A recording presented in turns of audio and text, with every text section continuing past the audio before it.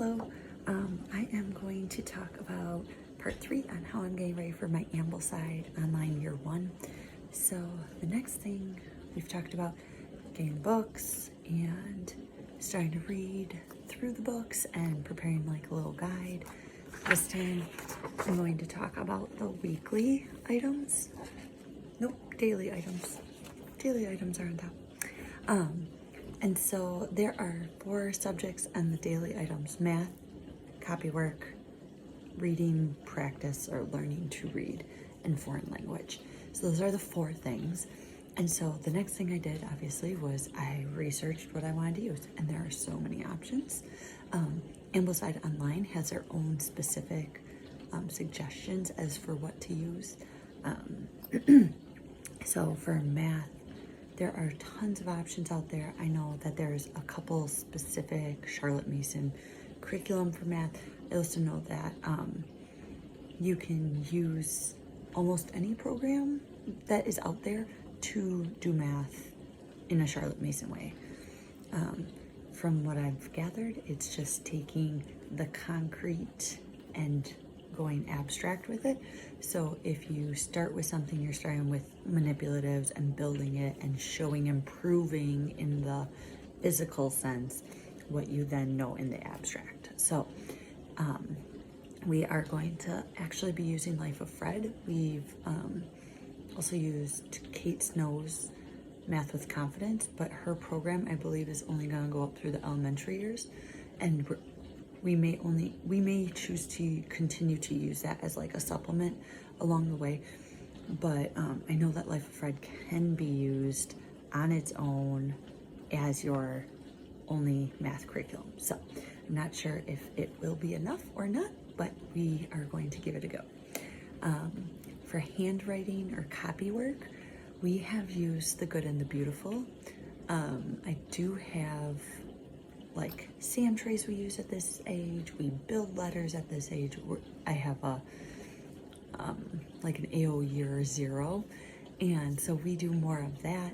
And we have like the doodles and pre-writing that we've been working through from The Good and the Beautiful, just because my daughter wants to write. She has a lot of want to do it, so I'm not holding her back from doing so, and I am just trying to follow along in doing it in a way that will be constructive instead of forming poor habits. So we do that currently, but I know that Miss Mason's very big into, a stroke until the stroke is right, and then a whole letter until the letter is right, and making sure that we are forming things perfectly. So right now we have done the strokes and are kind of working, like that's what the pre-doodles really works on, is like practicing those curves and practicing those lines, and then at the end it starts working on actual letter formation. So that's what we're using right now. But in the Ambleside Online, they do have a link to lined pages that you could just print off. You could print them with words on them if you want them like dotted out so that kids can trace. So there are tons of resources on Ambleside for the handwriting. Just look at what you think is going to work best for you and your family. Reading, same thing here. Tons of options, all about reading. Teach my kids to read in 100 easy lessons. Delightful reading kits. Like, there's so many things. We currently are doing the delightful reading kits. We have used them for the letters and sounds, which is kit 1, and have started moving on to words I can build, which is kit 2. So we are kind of doing the tiles and making words and sounding them out and putting that together.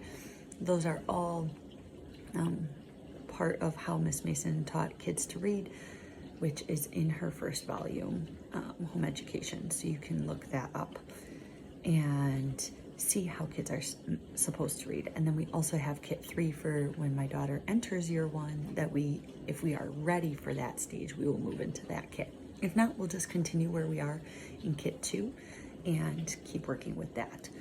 For foreign language, most people I would say, end up doing Spanish because they consider a neighbor that we may want to communicate with, and Spanish is very widely used in America, and obviously from Mexico and up. And so